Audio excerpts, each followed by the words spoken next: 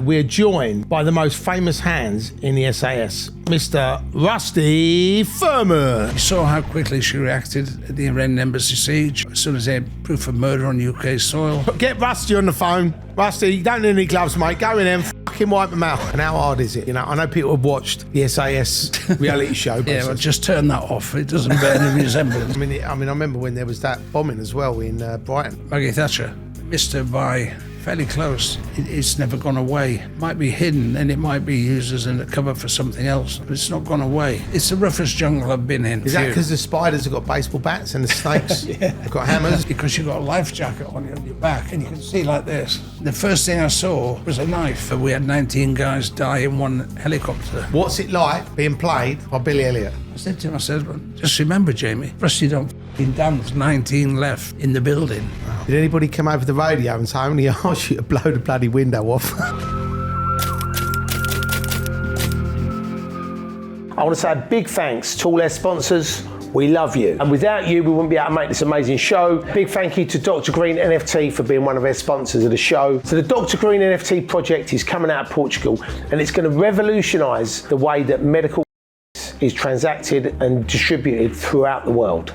Thank you so much to Unisystems Freight UK, this amazing freight forwarding company. If you've got anything you need sending overseas, make sure you get in touch with the Unisystems Freight boys. If you want to learn any more about any of our amazing sponsors, make sure you check out the links in the description below.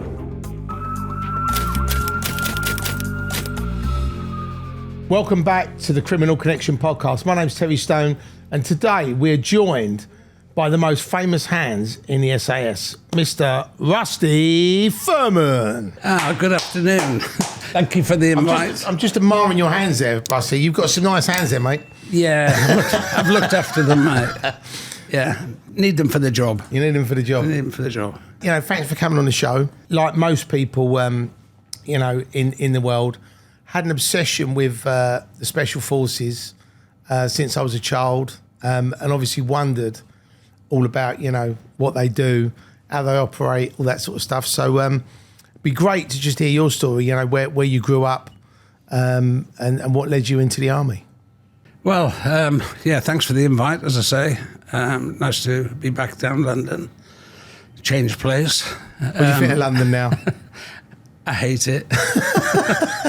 But to go back to Carlisle, where I was born, all those years ago, you know, even at an early age, you know, 14 months, I pissed my mother off. She adopted me. So from there, I was left on my own 2 feet, passed around different relatives over the years, go and live there, go there, go there. So, and that's how it all started. And then finally, I was put into the army at age 15.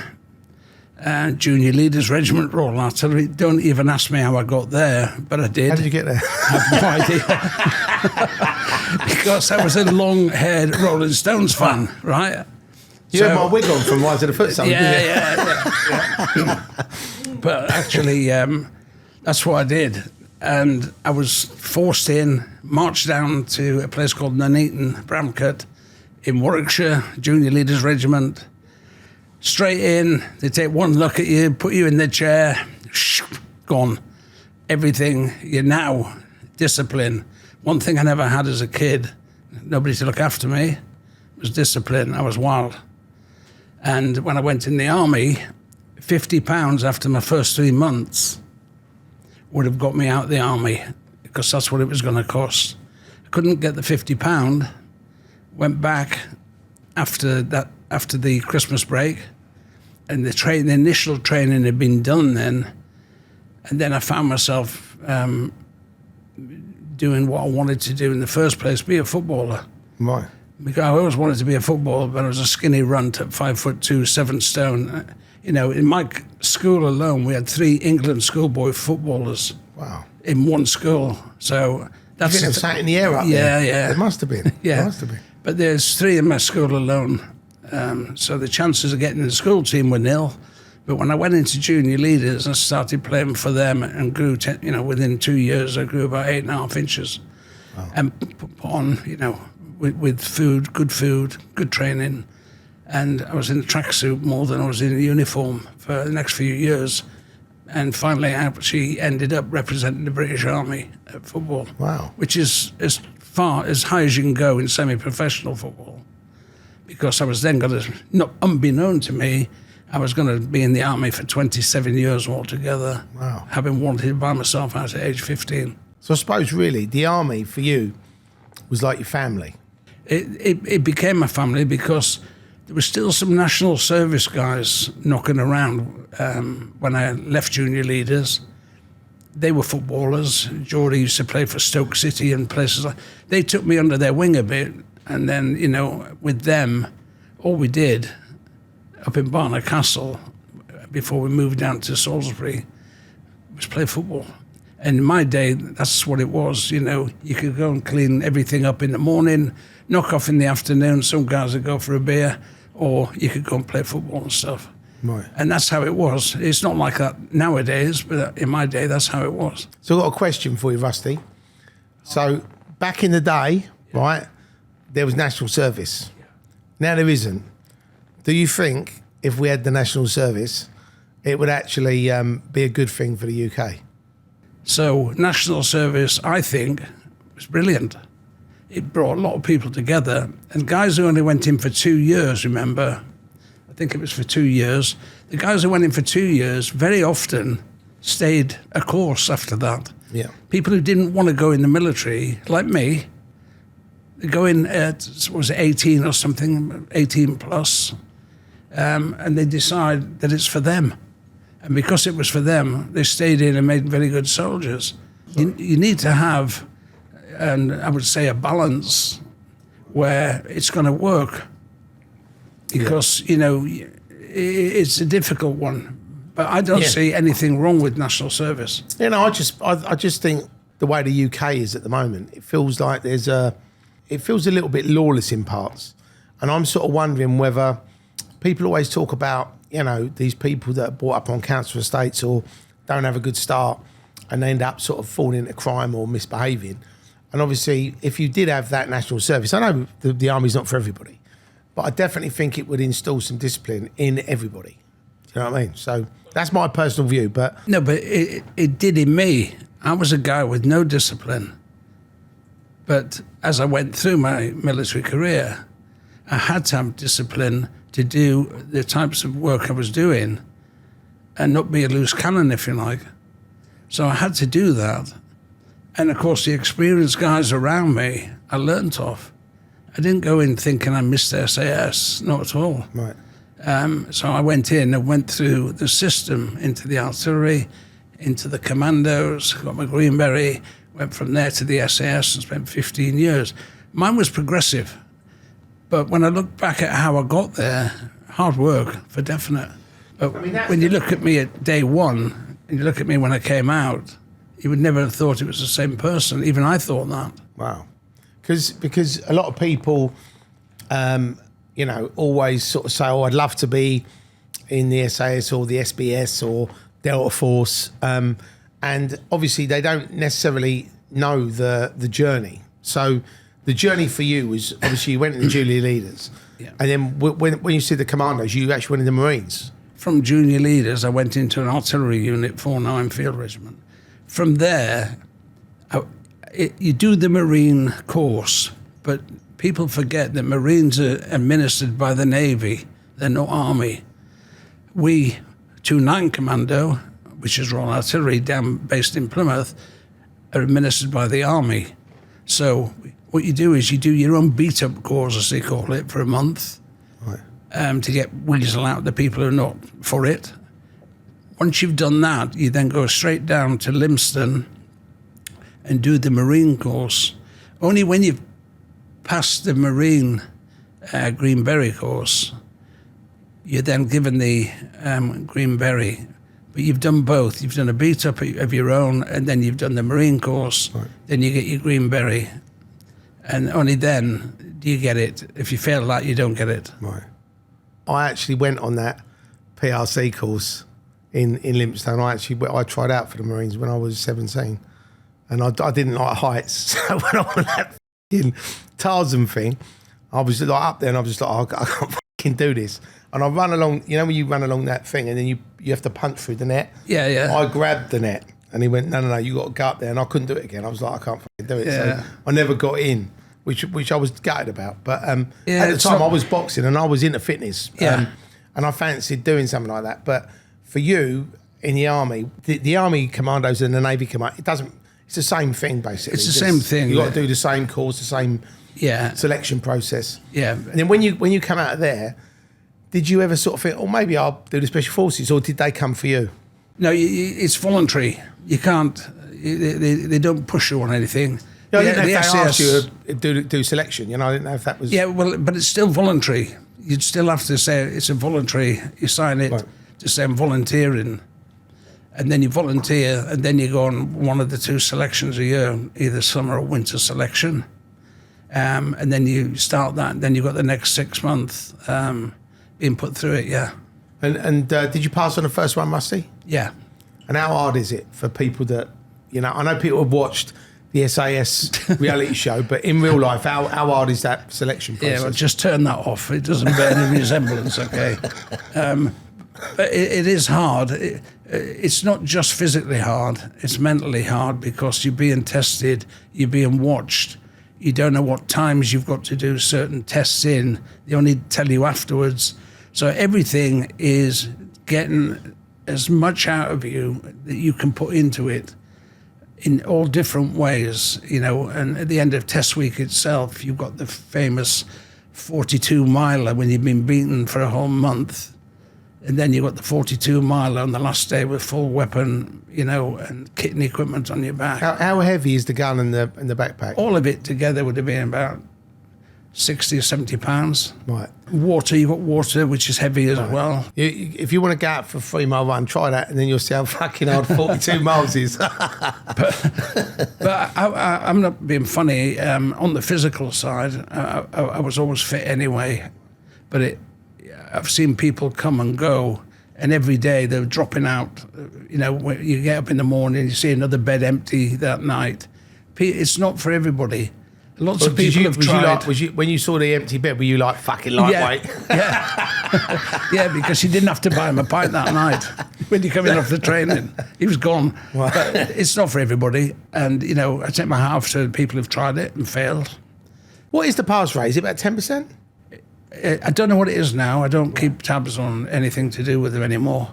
But I think on mine it was quite a good pass rate, because in 1977 when I did it, the parachute brigade were being disbanded, and there was a lot of paras a bit disgruntled about it all. It was either go that way, I'll have got this SAS selection. So ours was probably a 30 or 40% pass rate maybe, but generally I would think in the day 10 to 15 to 20 would be a good pass rate. So, and they come from all walks of life, as you know, all different units. I mean, I think when you look at now and you look at then, I think we were much more sort of harder, resilient.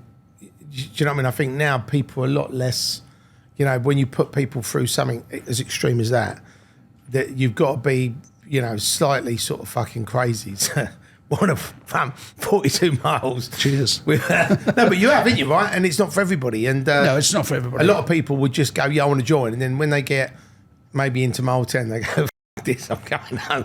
But you say that, and it's quite true, because some guys used to come from Germany to do the course. You know, when we had troops stationed in Germany, they used to come across, and they knew that once they were there, they could have a couple of weeks in the UK. And I've known people come, get the kit, put the kit on. The next day, they'd take the kit off and hand it in and go and leave for a week or 10 days in the UK. For holiday. I've seen it happen more than once. And their whole was coming across, but never having nothing to do with selection. They just about fitted their kit and took it off and handed it in, and off they went. Now they're in the UK for 10 days, just having a swan, you know. But yeah, I've seen all of that. And what would you say for you personally was the hardest part of the selection process? I've always said that getting on that vehicle in Herford in the morning and driving out to the training area, doing everything on the hills, then driving back after it. That used to piss me off. The actual physical, I swear to God, I loved it. Wow. And I've mentioned more than once that drive out from Hereford out to the Brecon Beacons and stuff, just to be dropped off and then picked up later on. I hated that. Right. Running around the hills, I enjoyed it.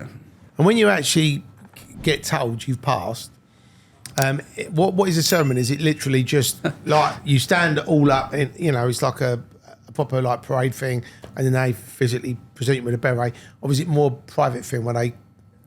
Well, I think it's quite rude, I'll be honest. Because just go on, mate. No, it's even better than that. When you find out you've passed, yeah, they then say, right, you're in B squadron, you're in A squadron. So a lot of the guys have asked which squadron they could go in. So if they can accommodate that, they did, because, you know, 4 different squadrons, A, B, D, and G. But once you've got it, and they say, right, I want you to go and get to the quartermaster's store, go over there and get your berry and belt, and then go over to B squadron for me, and then introduce yourself to the sergeant major. He'll introduce you to the guys. You go over there, and the QM will just pick up a berry and belt. What size are you? 6 7/8. There's your belt. There's your berry. Now get yourself across to your squadron. It's like that. There's no, unlike the green beret, you know, where you get little parade and, you know, if you've got parents, they come up to watch it and clap, and it's not like that. Wow. It's just, it's rude. But it's a rude awakening, right. You know, so you don't expect anything special. You don't get anything special. Yeah. It's simple as that. Well, when I was up in Hereford, and I know it might have changed since you was there, but I probably hasn't. What I loved about it was everywhere you go, there's a bar. Oh yeah. And I did actually think, how many bars are in here? And there's something like 21 bars or something on the base. And I actually said, there's probably, yeah, but drinking is their national pastime, isn't it? Yeah. But they didn't have that. Oh, you didn't have all them bars? No. Right, okay. No, we had a sergeant's mess, officer's mess, right, and one other. That was it. The Paladin Club. Yeah. That was it. And when you passed and you went into B Squadron, I mean, for the viewers and listeners, what's the difference between the squadrons? If you can just go through the different 4 squadrons, just so they know. Well, there's no difference apart from A, B, D, and G. G was, going back years ago, was formed from the Guards. That's hence G. A, B, and D are just the you know, there's other squadrons around, like C Squadron, but, you know, but ours are A, B, D, and G. And basically, there's no difference in the standards. They've all got the same 4 troops within the squadron. So what are the 4 troops then? There's obviously the mountain, there's the boat. Yeah, mountain boat, mobility, and mountain boat, mobility, free fall. Right. And they, if you think about it, if required, those 4 are all methods of infiltration. If you needed to get in somewhere, free fall, boat, mobility. So, you know, so it goes down that route. Did you have the dogs there when you was in the regiment? No. Right, okay. No, we had dogs, but not the type of dog that they have now. Yeah. So, yeah. It's quite amazing when you see them with the helmets and the like flak jackets and the stuff they're trying to do now. I mean, it's a different level. I mean, you know. Yeah. I didn't know if you use the dogs like they use them now. No, they didn't. They're definitely not. But what an asset. And I've seen them being trained and stuff. You know, it'd be great to have them. You definitely don't want one of them on your back. Yeah, no, Melanois. Right. No. When you went into B Squadron, what was your first assignment? Was it literally as soon as you got in, or did you have to wait a few weeks before you actually went into I went in November 77. I didn't have to do the parachute course because I'd already done it when I was in the commandos. Right. So the month when they go off and do parachute training and jumping out of aircraft and things, I'd already done that. So we had I remember having the Christmas off and came back, and my first tour was in Northern Ireland for 6 months. I bet that was fun. It's always fun, but I got my long hair back. Right, okay. Yeah, it was right down here. Because that's the other thing that a lot of people don't know about, obviously, Special Forces. They're not as, you don't have to have your hair. When you're in the regular army, it has to be Down to the wood, yeah. Yours is long. Right. But seriously, yeah. And what was Northern Ireland like? Because a lot of people I know said that it was a very dangerous place. It's a dangerous place, but I enjoyed my time. Got some. I'm never going to speak about the jobs, but had some. How was the point of coming on the podcast? And I thought you just spilled the beans, Rusty. No, I spilled the beans to a certain degree, but actually there was lots of different jobs there, right. And you got to know a lot of the police quite well, your special branch, and and you see the bigger picture of what's really going on. What you're told and what you're actually working against is two different things totally. Because I know that there was that sort of whole peace process, and everything was solved. But I mean, was it really, or do you think it's about the Good Friday Agreement? Yeah. Yeah, no, it's not solved. In my opinion, it's not solved at all. I mean, that's the thing, isn't it? I mean, when you have these various wars and issues around the world, and obviously on the surface you're told this is what's happening, and then it's all been resolved, or the bad guy's gone now. Here's another nice guy that's going to take over. Yeah, it's everything about it is what you read in social media, but it's not the real truth. It's what they want. On social media was true. They want you. It's what they want. What you get told is what they want you to believe. And of course, a lot of the people are sheep. They follow. Right. So what they're told, they go along with. But actually, there's a bigger picture, and you're never going to get. You never ever get to know the bigger picture, because the guys who are putting it out are formidable liars. And they tell the lies they want people to believe. A lot of people believe it. And it's only my opinion, by the way. Yeah. And people believe it, but they don't want to look around the corner just to what else is happening. And they don't do that because they want to believe. And certainly going back to the Good Friday Agreement, no, it's not fixed. Right.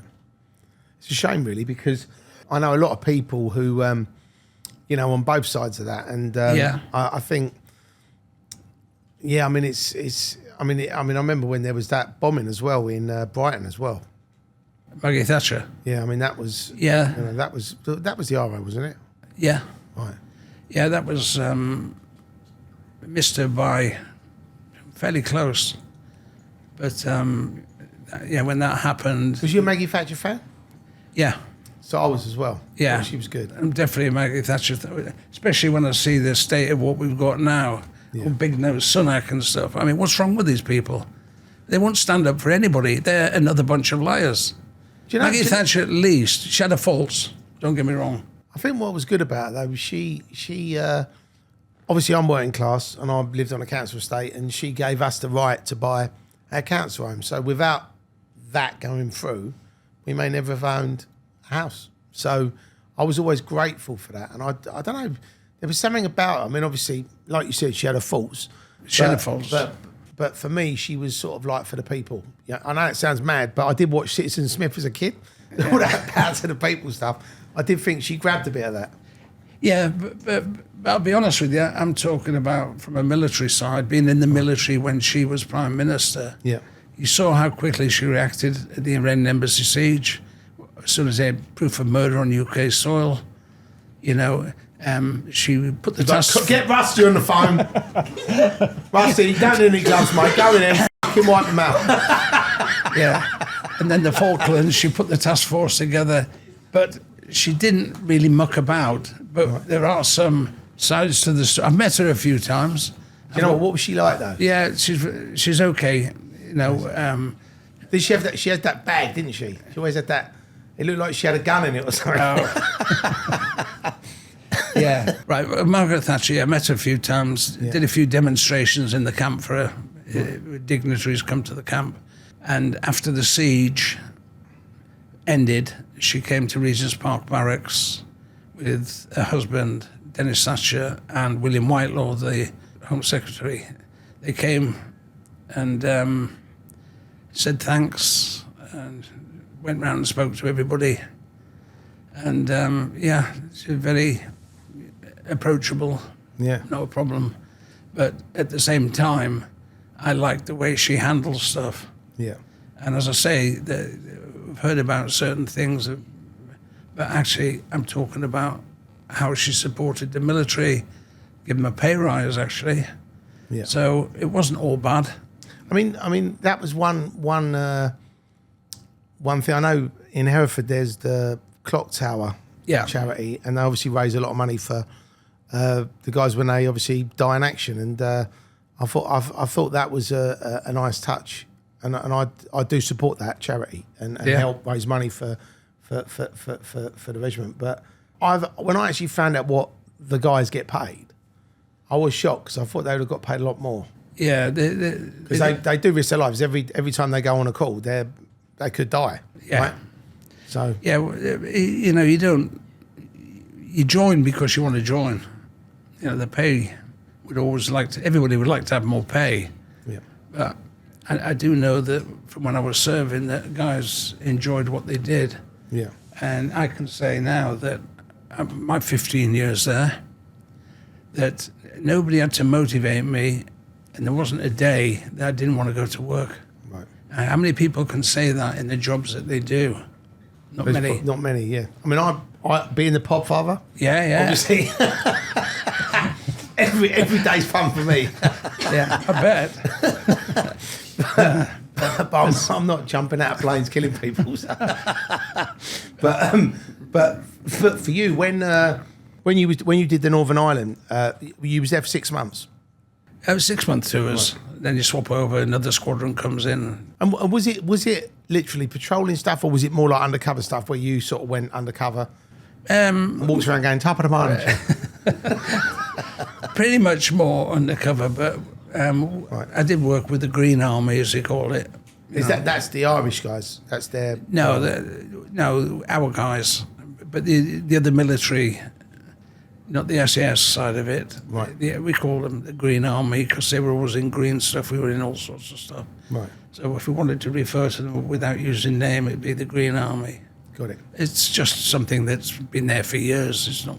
and I know you can't talk about any actual operations because of the Official Secrets Act, but when you was out there, I mean, was it mainly taking people off the streets and getting rid of them, or was it more about preventing them executing whatever they were doing? It's a mixture of all of it. Right. You know, we didn't have one specific job. If you were going to do a job, it'd probably come from the special branch, Irish. They'd have whatever information they have, pass it in. Is it a job for us? And it would be all of that. Right. So it wouldn't be the same job every day or the same thing every day. It'd be mix and match over the period of time you were there. And if there was like an ammunitions cache or some guns or some explosives, would you seize that, or would it be blowing up? It depends. If it's there to be picked up, hidden, sometimes you get people who inform. They will tell, but you never know then if... They call it a come on, you know, let's get them into the area, us, and then have somebody there possibly waiting to do no good, you know, to try and take our guys out. Would they it's called a come on. They want you to come. But would they be like, like in modern day sort of terrorism, these guys or women will be strapped up with bombs? Would they do that, or would it be more that they'd have a pistol or a sniper? It would be shootings. Right. Shootings mainly. I know you've heard the story of Warren Point and the Paras, and when they all got blown up and stuff. So they were mixed in, but we were learning all the time, and that's the secret. If you can stay a step ahead, That's the secret, and that's why we were successful. So they, yeah, when I'm saying that, I mean the RA, the way that they would have their sort of command, they'd have like an operations in how they would work. Yeah. And then you basically then work out how they're doing their thing. Yeah. And I take it like when you have a structure, once you've worked out what it is, then it's easier to catch them because they're... Well, that's the secret, isn't it? Because, you know, if you can arrest them, it's taking them off the street, isn't it? Yeah. And that's the aim of it, to get them off the street, whichever way you can. Was there a lot of arrests, or was it? Did it mainly go beyond that? You just had to literally take them out. Well, that's part of the deal, isn't it? You know. 'Cause I doubt they'd all go. Nah. Sorry, officer. They were quite well armed, Right. you know. So let's not take that away from them. Yeah. But I still think, and still actually believe that, you know, when it eventually came to an end, it's never gone away. It might be hidden and it might be used as a cover for something else now. Right. But it's not gone away, and it hasn't fixed anything. Wow. It's gone quiet. So it really was just a publicity stunt, that whole thing. I think so. Wow. A pat on the back for some, you know. But yeah, you've got to have been on the ground there to understand how difficult it was to work, Wow. especially with an English accent. So you didn't go full Irish then? No. A lot of the guys in the special forces do that. They actually do wear disguises. They do put on accents. They do learn languages. So languages and stuff. Yeah, but that I was talking specifically about Northern Ireland. Yeah. You know, Mickey Finn and. Right. But no, yeah. Did you lose any regiment guys when you was over there, or? Yeah, there's a couple. Right. And but I take it was there was more of them went than you, so it sort of all balanced up. Oh, I hope so. Right. Yeah, definitely. And then when you come back from Northern Ireland, what was your next? Jungles in Belize. I mean, what was that like? Because It's a it doesn't sound like much fun. It's a filthy jungle. Belize in particular, it's very thick, and it's not clean. You know, like the jungles of Brunei, let's say, Right. and other jungles are clean. You know, but Belize itself was pretty.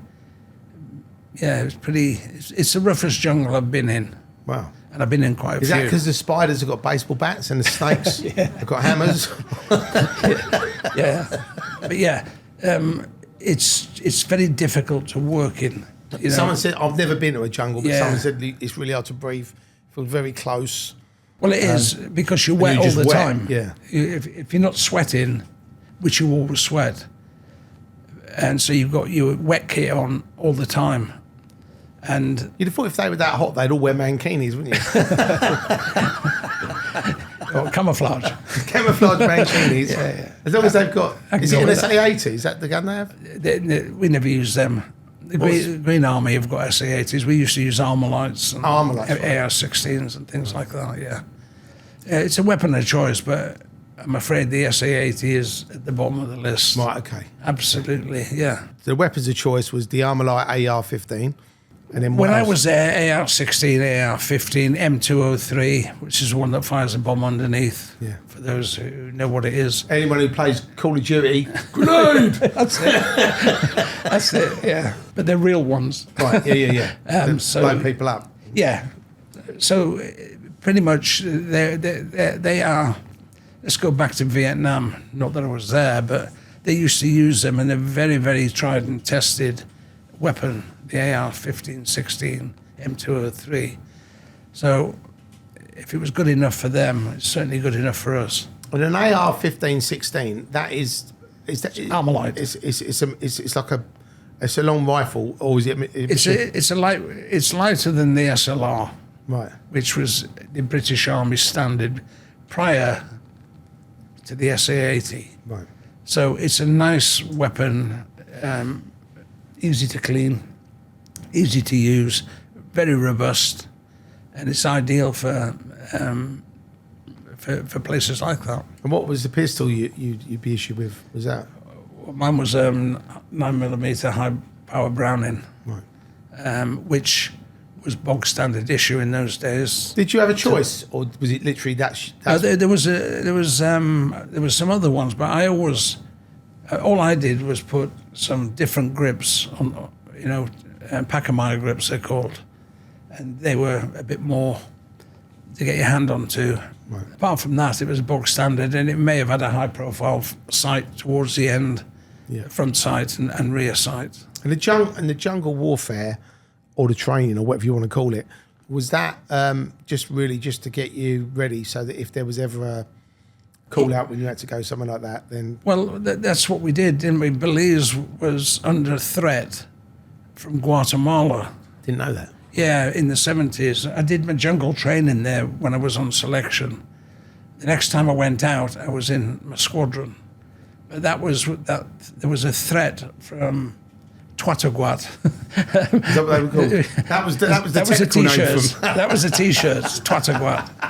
But the Guatemalans, because it borders Belize, and they were bumping their gums about this, that, and the other, but it never got really off the ground.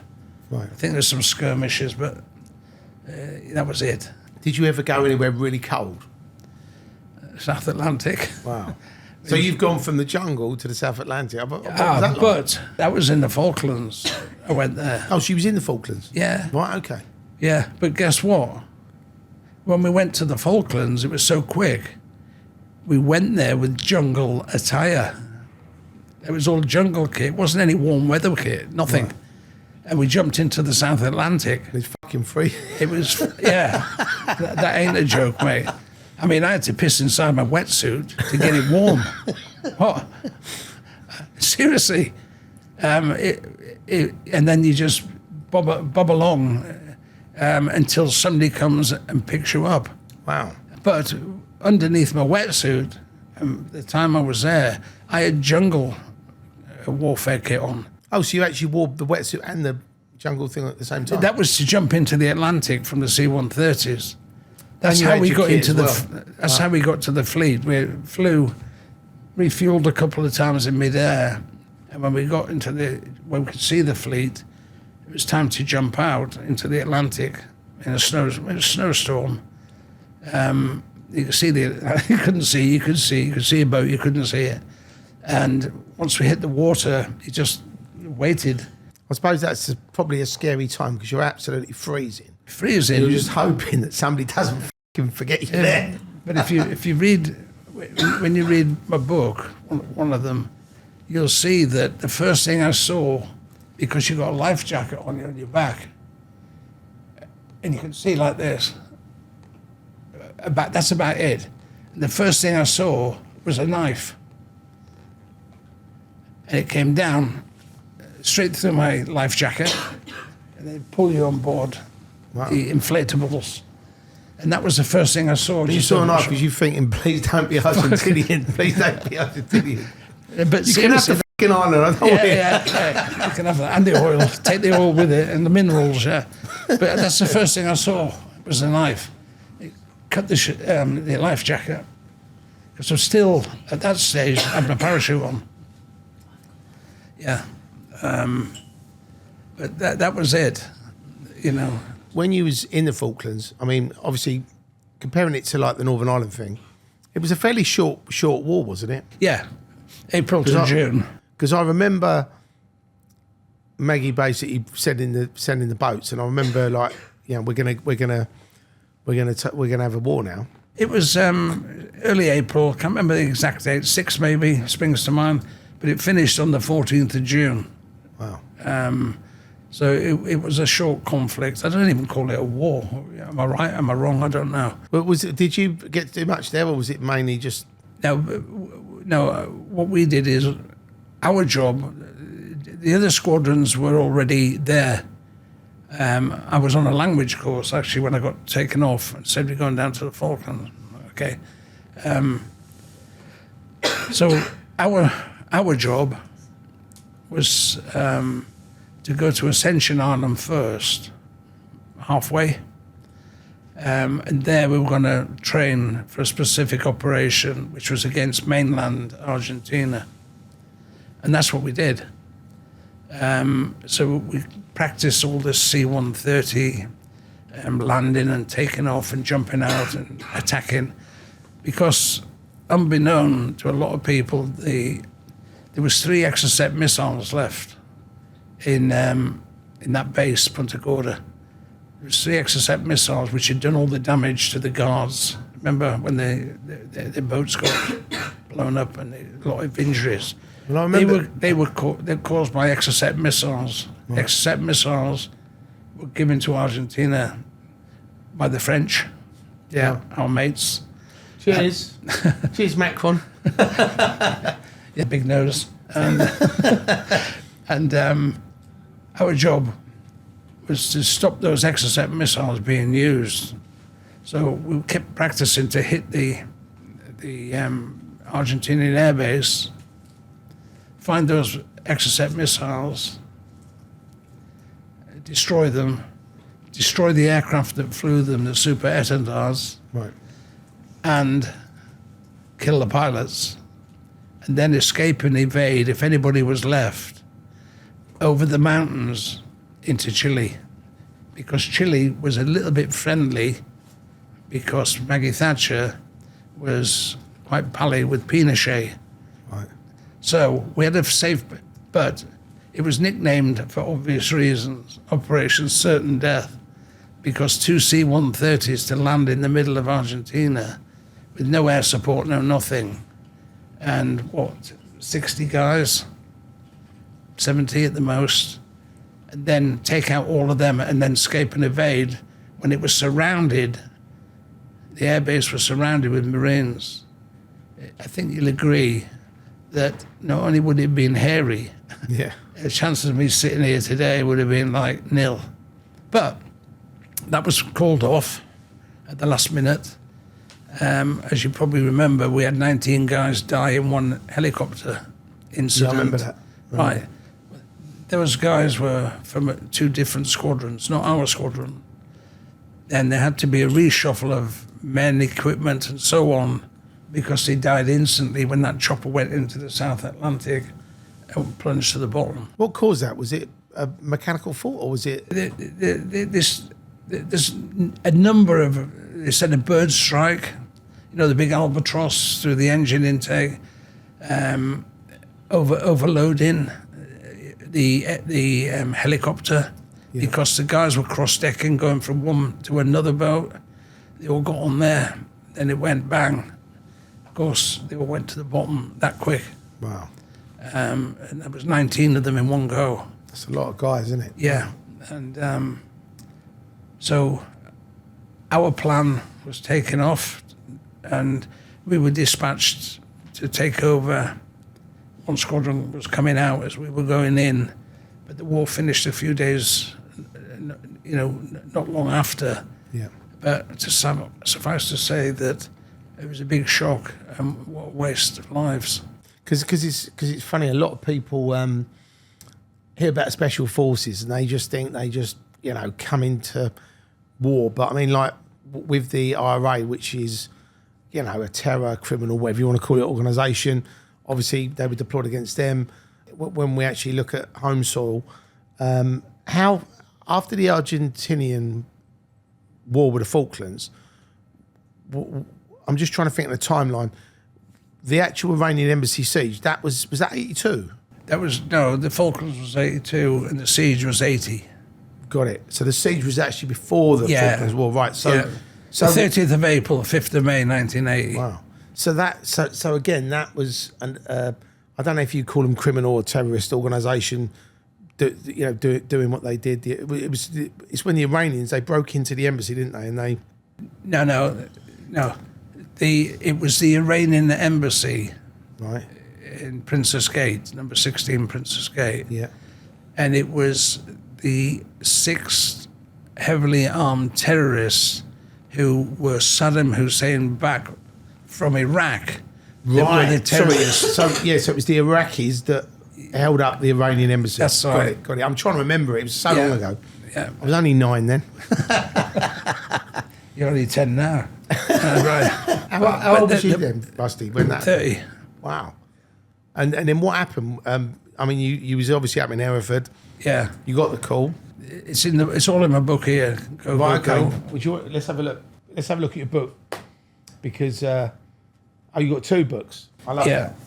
That's You've got one about the regiment.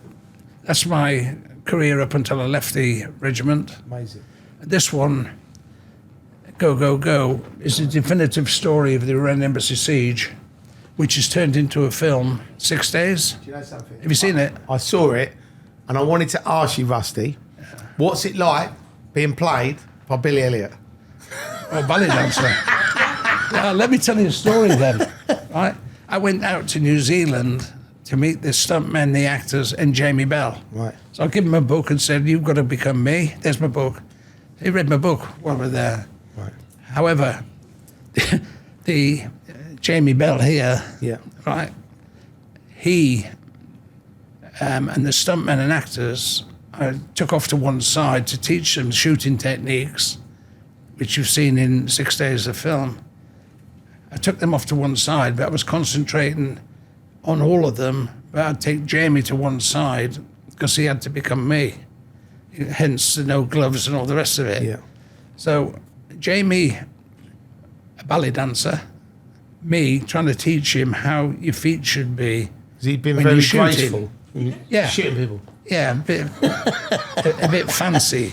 Right. So your But feet. what a great thing, though, to be able to say Jamie Bell, aka Billy Elliot, played me in a movie. I mean, that's a cool thing. But It's a cool thing. the thing is that when his feet, because he was a ballet dancer and a dancer, or whatever you want to. See, Something I'm I not. thought he was playing a role. He's actually a ballet dancer. Yeah.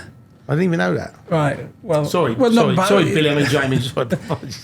But anyway, let's say he was a dancer, right? But he did all them whizzy things. And stuff. Pirouettes when he was killing people. So I was getting him to say, right, this is how you do it, Jamie. You've got all the kit on, right? He's got all the kit on, all the black kit, weapons, MP5, and he's saying, and I'm saying to him, I'm going to play you. So I video him, play it back, and say, Jamie, useless. So he beat himself up, right? Go back and do it again. So he'd go and do it again. And eventually I got pissed off with him. And I said, Jamie, look, he said, Rusty, I'm a dancer, you know. I said to him, just remember, Jamie, Rusty don't fucking dance. And he got it. He got it on the spur of the moment. He got it. Right. And that's from No then on fucking in. dancing in Hereford. Yeah, no tap dancing here, mate. But that's what I said to him. Right. But it was good fun training him and having some fun with him, yeah. But it was done in How long did it take him to actually fully get it? So you watched him and went, this kid's got it now. 2 weeks. Wow. 2 weeks. So ballet dancer to SAS Hero in 2 weeks. If you want to book Rusty, he's available. Yeah. He can, bring he your can own help you release your inner SAS. Bring your own ballet shoes as well. Man of force. But yeah, so that was the fun part. Amazing. But they read my book, Go, Go, Go. The New Zealand Film Corporation came to UK. I introduced them to some of the guys, let them tell their story, what happened there. Amazing. They knew my story because it was in the book. Yeah. And they decided to pick something which was the camaraderie part, like so myself, John McAleese, I had no gloves, so I was an easy target. And that's how they put that film together from the book. Wow. Now, we should actually talk about, obviously, you becoming the most famous hands in the SAS. So we should actually talk about the story. So, you know, when you got the call up, what happened? Where was your gloves, Rusty? I didn't call myself the most famous hands in SAS history. No, but I love it. I love that somebody's done it. I love it. But they were caught by the police sniper on the day, May the 5th, when we went in to do the resolution. So my gloves, to answer your question, were left on the table from the time when we were sat watching the snooker. Basically, Cliff Thorburn was playing Alex Higgins in the final of the Embassy World Championship. And right in the middle of that, we got the call, because it produced a dead body then. They'd killed Lavasani, the young press attaché from the Iranian, and they dumped him outside. That was right in the middle of the snooker. But his body was a policewoman killed as well. Sorry? Was a policewoman killed, or was that a separate incident? No, that was another embassy. Yeah, because that was. I'll come on to that one in a minute. So many embassies, Rusty. But proof of murder. That was proof of murder, and we were ready. So we got the call. Mrs. Thatcher at the time handed control. It was a police operation, for those who don't remember, supported by the SAS. As soon as that proof of murder was on there, the Prime Minister ordered the SAS to take over from the police, and the police then supported us, really, because we had to go in and rescue the hostages. And that was the mission, to rescue the hostages. Nothing else, rescue the hostages.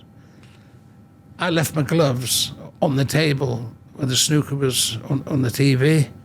Normally I'd put them down, my body armour. Right. I hadn't this time. I'd put them on the table when I went out with my team. Go outside, but realised I didn't have my gloves. But I wasn't going back for them because we were getting into position to go and rescue the hostages. So really my gloves I picked up when I came back. But in the meantime, the police sniper who took the picture, the famous picture of me with no gloves on and my team around me, that became the most famous hands because of exactly what I've just told you. I was the only guy without them, and I was a team leader. So you was actually leading that whole thing? Yeah. Wow. I took over from Roy on the final assault, yeah. And for people listening or watching this, obviously you can go on Google, YouTube, there's videos, there's footage, there was obviously news footage, images. But when you're actually there, Rusty, talk us through what it's actually like to do a siege an embassy. I mean, it sounds cool, right? But I mean, the actual thing that you do, I mean, the adrenaline must be pumping. You must be literally just locked in, ready to fucking switch some people off. Well, it's a fact. I mean, we've been there for 6 days, hence the name of the film, 6 Days on Netflix.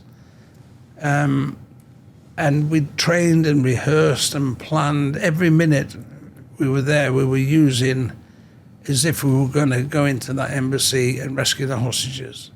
No sitting back waiting, or maybe we had 3 different plans at one stage, what we were going to do. So we don't have one plan, we had 3. And why do you... So just so we can all understand this, you have three plans. Is that because... We could have had 4, we could have had 5. Is it literally then at the time you go, which is the best one? Or do you execute one, if that doesn't work, then you go to the second plan? Yeah, but because we had the time, nobody knew how long the operation was going to go on for. So we had one plan, which was the initial plan, which gets updated over the years. Over the hours and days you're there. Nobody knows how long that's going to be, but you've got a plan. If you've got time, you have other plans, and we call it what if. What if something goes wrong? What if you've got something else? You don't get caught short. And the third plan was another one, what we were going to do, all different types, based on the first plan, which was our favourite. Right. But it never quite worked out like that, because as we'd planned, prepared, rehearsed, in case we were going to be used, you don't know what's around the corner.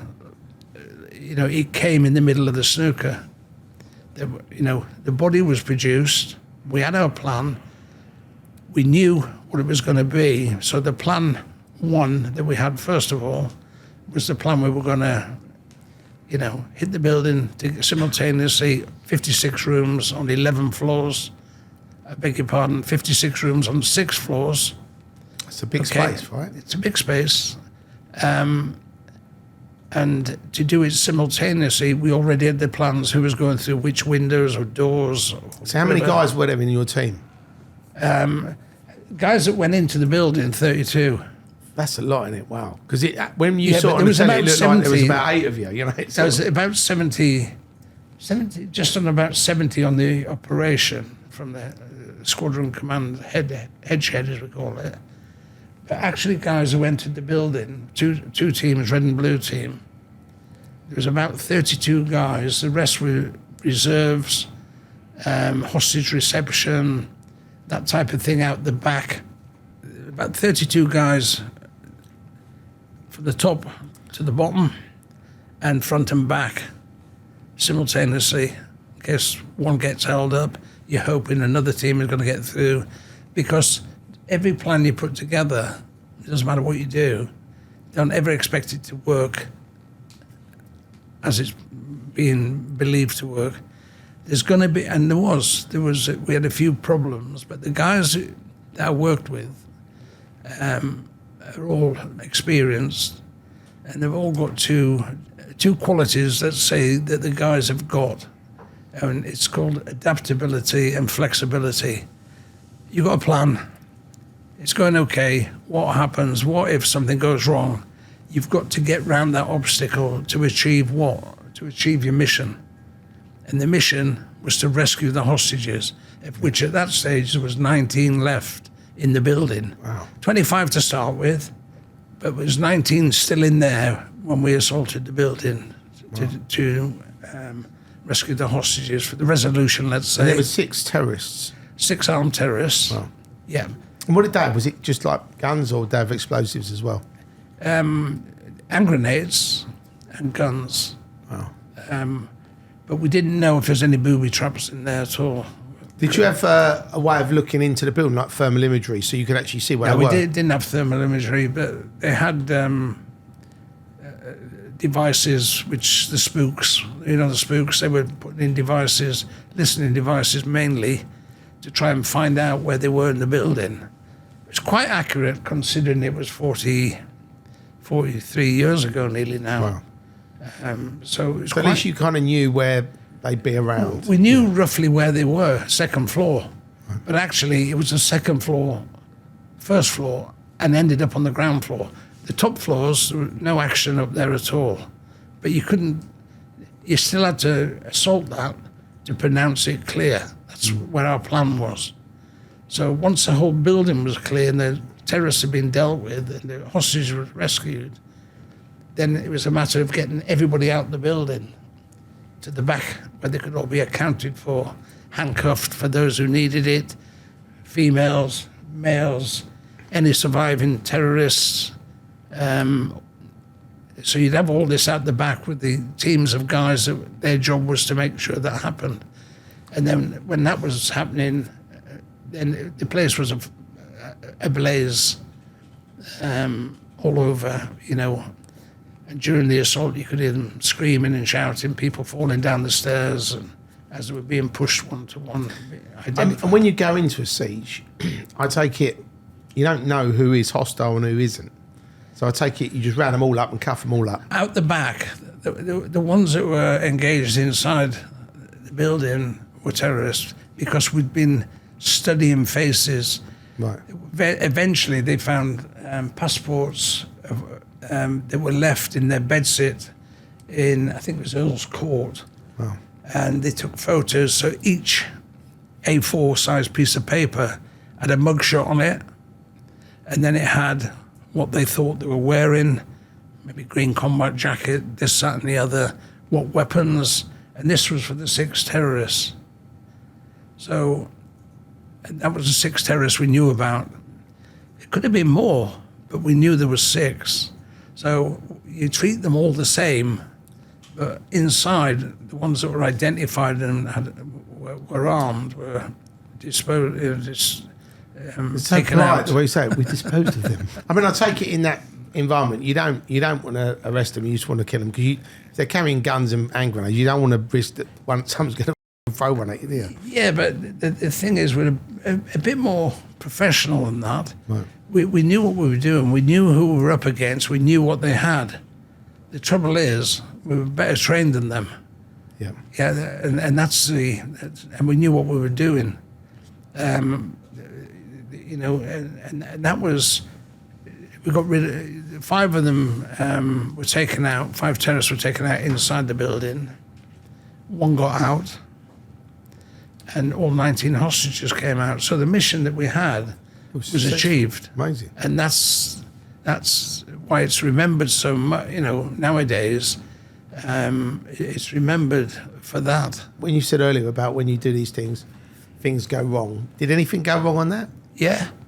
Wow. Yeah, one of the lads' boots went through the window prior to the go, which means it was like almost a semi-compromise because the terrorist heard it. He was on the first floor. This happened on the second floor. He heard the window smash. Right. It was a boot went through. Downstairs. I take it he got told off, did he? No. What they did is it just brought the go forward slightly. Right. Because you've got to make that split decision, which the boss did. And we were in position. But already when we were on the ground floor and I looked up, after the big explosion, the initiation for the assault to go in, there was already flames coming out of the second floor where we knew that most of the hostages and terrorists were going to be. Suffice to say that one guy got really badly burnt on the leg, hung up on his rope, an abseil rope. Oh, that was one of the SAS guys? Yeah, that was on the second floor. I was in command of the bottom floor, so we were going to put the charge against the window and blow it all in. But when I saw the balcony above, it was like very quickly they pulled the detonator out, threw them to one side. That's safe, and that's safe for now. Yeah, it might go off, but it's only a detonator. And then, as we did that, we had to use sledgehammers to enter the library window instead. So that's what I'm saying about adaptability and flexibility. Yeah. You don't have to go, ooh, you know. You've got to be there to make decisions, and that's what we did. But not only that, you know, one of the lads who had the terrorists there, his gun jammed. Right. He couldn't fire it at that time. So there was a number of things actually happened that we found out. Nobody knew they were happening, but afterwards it was quite apparent when you have a little bit of a wash-up or debrief that things had gone wrong. But the mission was always to rescue the hostages. So if it goes wrong, you deal with it, you know, and it might be simple as simple. We see the guy on the back balcony on the second floor. Couldn't get in, his mask was burnt. He threw the mask on the floor. But what did he do? He didn't whinge and whine. He jumped on the balcony. He jumped from one balcony across to another balcony to get in the window to keep that momentum going. And when they blew the window in and there was all the flames, did anybody come over the radio and say, I only asked you to blow the bloody window off? No, because the radios were crap. Oh, right, okay. Yeah, they were rubbish. You have a bit of banter though, don't you? But I mean, with the guys. But do they? But I take it this is so serious now. No, nobody be saying that over the radio. I might say later on when you go back to the base. No, but John Mack actually, when he went to the window, the very window they were blowing, Sim Harris was behind it. The BBC sound recorders.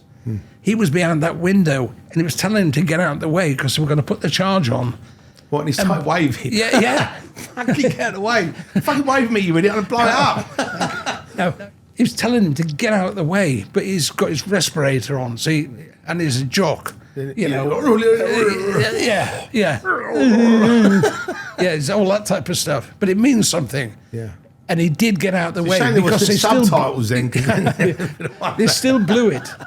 But they got inside when they went, and he was down on the floor covered in dust and rubber. So then they threw him out on the balcony, wait there till we finish, and then went back in and did the job. Yeah. So, yeah, there was some funny parts to it, but it's serious. And let's be honest, to clear that building, 56 rooms on 6 levels, it only took 11 minutes. Wow. And that's out the back to pronounce everybody accounted for. So it took 16 minutes to get into position, covertly, before the go, and then 11 minutes to clear the building. And that's always what they say, go. That's that's it. There's different code words you can use, but because the radios were so crap... They don't have one called shoot, do they? It's always go. It's all polite, like go. That Roger. It's never like shoot cunt. I've not heard that one. I shoot the twat, But no, not that one. But no, I mean it is a fascinating world. and obviously you've had a fascinating life, and to actually have written 2 books about your life, and obviously have one of them turn into a TV. Yeah, I'm to be honest, I'm they're surprised both non-fiction.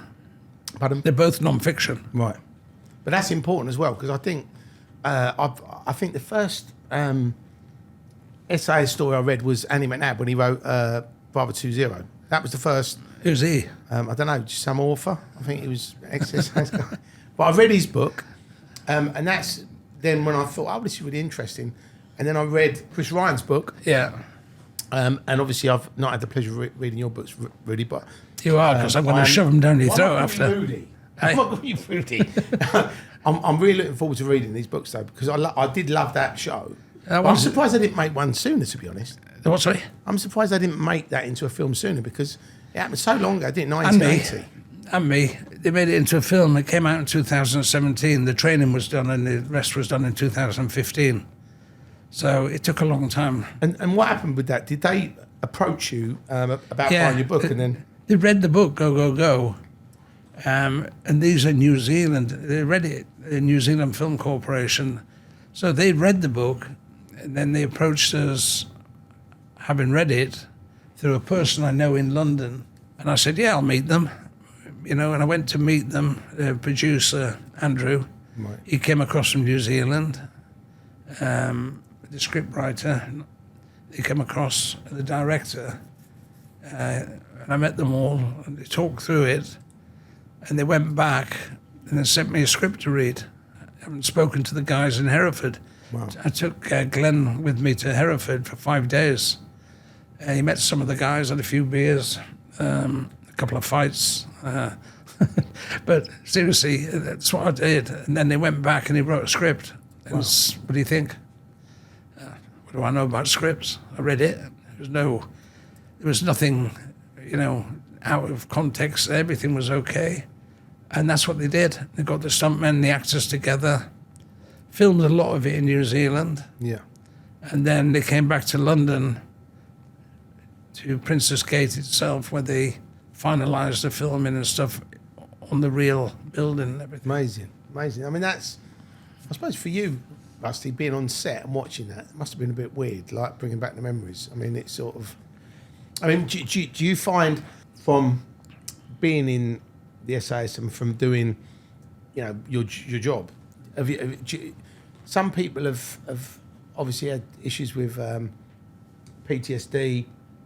Some people do have flashbacks. Some people do have, nightmares. I mean, did you ever suffer anything like that? Or yeah, I think most people I know have sometime, have been through that. Some worse than others, obviously.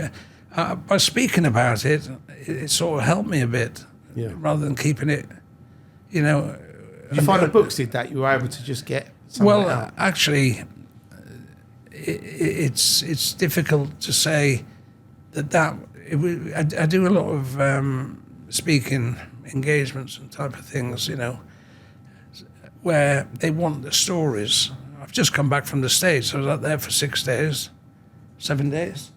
And the SWAT team invited me across there to speak to them as a guest speaker. Wow. So... How does the SWAT team... Because I know over there... They love it. I mean, they are... They love it. They're quite heavy-handed, the police over there, aren't they? Yeah, they are proper police. Yeah. They don't dance in the street with people like they do here. TikTok videos. No, they don't. Yeah. So, yeah, that's right. But no, they're proper, they really looked after me, us. Yeah. And, they wanted the story. I did a podcast for them when I was there. Amazing. And they were absolutely, nothing was a problem. Right. So they recognise it, and their younger members are very keen with questions to find out, because they relate back to this, the siege. Yeah. They relate back to that as being the benchmark where it all started, and they still use what they were taught, but we've got far better kit and equipment these days and weapons, but they still say that they go back to how we did it here and what we did as the benchmark, and they took it from that level. to that level. And, you know, when I did the one over in Texas, they were exactly the same. The one in San Diego, exactly the same. All of them are very, very interested. That must make you proud, Rusty, to think, you know, you was part of that, and these people were basically, you know, being a team leader on the thing and having the famous hands, you know, and then them literally going, wow, you know, we follow this now. They do. I mean, I suppose it's, if you've got criminals, terrorists, whoever, and really terrorists are criminals, right? So you've got these people doing this stuff, and you know, I mean, when you was obviously fast forwarding now from that embassy siege to obviously the Falklands War, when you come back from there, did the SAS ever get involved in any other stuff other than, you know, because I know a lot of you have like the police and then you have the armed police, but it's different now. In those days, they didn't. I know you fast forward, but in those days they didn't have that capability. They had the Met Police, but they didn't have the trained firearms like they've got nowadays. Right, okay. So hence, that was our speciality, counter-terrorism. So we were there trained already when this embassy came up back in 1980. But nowadays, they've got the firearms departments. I take it if something happened in the 80s that wasn't terrorism, say it was crime, where there was a shootout or there was a gangland, you know, people with guns and stuff, would the SAS be deployed obviously to do that? Because obviously they wouldn't be able to, the Met didn't have the I don't think so. I mean, I don't know. What? But I don't think so for the simple reason there isn't that many SAS guys. You know, there's not reams, and it's not like a battalion, you know, 600 men, or it's not like that at all. It's much smaller, and you know their resources, bearing in mind of what's going on worldwide, has to be taken care of as well. So I doubt it. They've got the firearms department. Use them. But back then, if there was an issue, an incident with guns or firearms, or that would be something that it would be I suppose back then it wouldn't be classed as crime; it'd be classed terrorism, wouldn't it? Yeah, but you spoke about Yvonne Fletcher that got shot. Yeah. That was a Libyan embassy. We were What is it with these embassies? Is the Libyan embassy? There's the well, they get in there. embassy. They get in there and they think they've got immunity. So who? So with talking about the Libyan embassy siege, Yeah. what happened with that? So I remember We were the deployed. lady who got shot. Was it Yvonne Fletcher? Yvonne Fletcher. Yeah. She got shot PC. And the guy never come out, did he? But they couldn't go in. So I think they might have been deported, but they never ever released who actually shot her. Wow. So she was killed outside. And then it went into the diplomatic, as you know, it goes on for as long as it goes on. But nobody actually entered that building. Wow. But that was a Libyan embassy shooting. Yeah. And it was PC Yvonne Fletcher, yeah. After that, what did you work on any other missions that were of note? I mean, I know that every day there can be a mission, but anything that was sort of newsworthy that was, you know, sort of talked about? No, you know, there's stuff going on all over the world. When I was serving, and there were certain events that happened over the world, and some people were involved, only small amounts. It's not a big news spread, but traditionally helping others, counter-terrorist teams and stuff. That's what we used to do, and train other teams. After the embassy siege, everybody wanted to be trained by the SAS. All of a sudden, you could see the pounds, shillings and pence because it was expensive to get a training team from the SAS. So the British government, right, you know, let's make some money now. And that's what they did. So guys were all over the place training other nationals. Having worked with other special forces teams in different countries, would you say the SAS is still the number one? Oh yeah, I would say so. But no, I would say, wouldn't I? Yeah. But actually, from just coming back from America, they'll tell you the same. Right. You know, I was down at the Navy SEAL base. I was invited there as a guest only a couple of weeks ago. And speaking to the guys there, and they've got nothing but respect for the SAS. Mm-hmm. So they even, and they, you know, I've got respect for the Navy SEALs, don't get me wrong, and other counter-terrorism teams. Yeah. But again, to be invited there is one thing. To speak and have a meeting with the guy, the top guy, who actually knows people I know. And I had this story when I told him about Delta. Right. I might as well come on to this one. Oh, yeah. In 1977, I did my selection, as I said. Yeah. Bucky Burroughs, he's a guy that was on my selection. Yeah, he's American. He came as part, not a pass-fail for him. He came on my selection, then went back to went back to the States. And he, along with Charlie Beckwith, set up and formed Delta in 1977. Wow. So I was talking to him about that, and he knows a pair of them. And this is the top guy in the SEALs. So Delta Force come out of... They were only formed in 1977. Wow. By the guy who came on my selection. And it's just, I don't believe in coincidences, but he did. And then he went back that year, and I think the Delta Force, were formed November 77. Wow. Because he only had to do I think he did the first month with us to see how that all worked, and went back and set up Delta Force. Well, that's good. The SAS inspired Delta Force. That's a...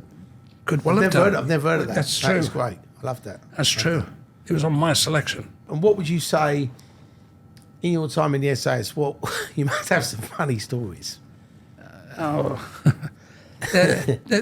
trouble is that there's lots of different stories, you know, and some of the guys that the stories are with are no longer with us anymore.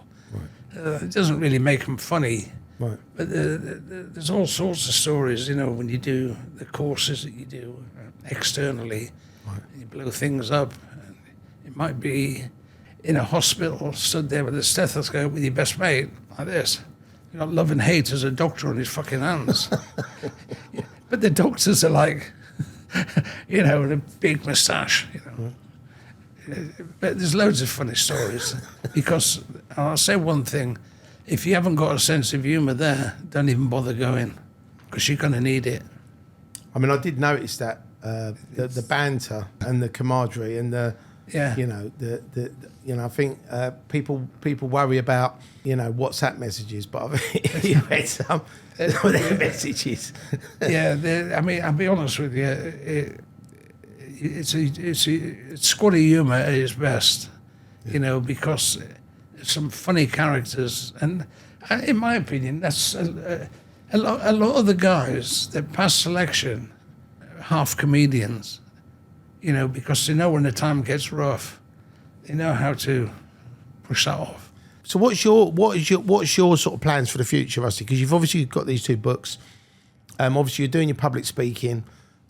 You've obviously had this amazing life, you know, in the army, and then coming out of the army, and then getting your book turned into a movie. Have you got anything that you want to achieve now, or I'll take it you're retired now? I'd like to move out of England. Right. Okay. You're not going to Rwanda, are you? Buy a nice little pied de terre. Rwanda's one country I haven't been to. Right. But no, I just feel for everybody that's in the UK. Right. Certainly my side. But, you know, there's a lot of stuff I want to do, and we've got plans for. Yeah. Which are there. But actually, to and from the States is... But actually, I'd move there tomorrow. You know, and I could have done it years ago, but didn't. So there is stuff, you know, by the time Christmas is over, I'll have a better plan. Because I've got some stuff in the next 2 weeks. Yeah. I enjoy doing what I do. Yeah. and I've got some help and support doing that. In fact, they lead it half the time. Yeah. Don't you? So But you think I'm not going to stop. Yeah, you think you're going to head over to the US though? That's where you think you're going to end up. I'd like to. Yeah. Even if it was for a few months of the Are you year. going to move to Vegas or Nah, Miami, no. New York? Probably, maybe Florida. Donald lives down there. Florida's nice. Yeah, I'll go and help him lift his wallet. Get your little red hat on. Yeah, I might nip down and have a word with Boris. Not Boris, fucking. He looks like Boris. Don't, yeah. They've got the same hair. I'm sure Boris doesn't like that idea, that comb over he's got. But yeah, there's a few things I've got. There's no point in stopping still. No. There's no point in looking back. So summing up, anybody watching this that what would you say? Still awake. No, they will be still awake. But what would you say? What would be your pearl of wisdom that you would like to give to the listeners and the viewers on the Criminal Connection? Well, thanks for putting me on the spot. But actually, it'd be really nice if the listeners who are really serious. I've had a lot of people contact me, by the way, after these podcasts about different things. And would you stand in this party? Would you? And the fact is, you need more than one person now. It's beyond at the moment. I'd like everybody to express their opinion when they get a chance, because these guys in government, the Prime Minister, they're very thick-skinned, to say the least. And it's going to take a huge effort. But as a front, together, you might have a chance. But if everybody goes their own way and doesn't do anything, we've got no chance. So wake up and wise up and go for it. Yeah. We are in disrepair.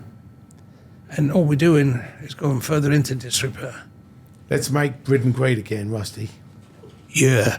But I agree with that. I'm embarrassed from what I remember, even though I had a bit of a bad bringing up all those years ago. Seen it at its best, and now I'm seeing it in decline. I'm not happy. Wow. Well, I appreciate you coming on the show, Rusty, and it was great hearing your story today. And I'd come again even if I liked you. Yeah, no, I appreciate it. We had a laugh, didn't we? We had a good laugh. But yeah, part two. Okay.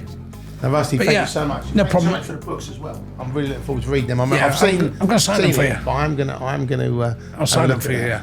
Thanks for tuning in to the Criminal Connection podcast. Rusty Firmin, what a f***ing legend, what a great guest. Thank you for tuning in. Make sure you like, subscribe, and tell all your friends about the Criminal Connection podcast. And we'll see you next week. See you on the other side.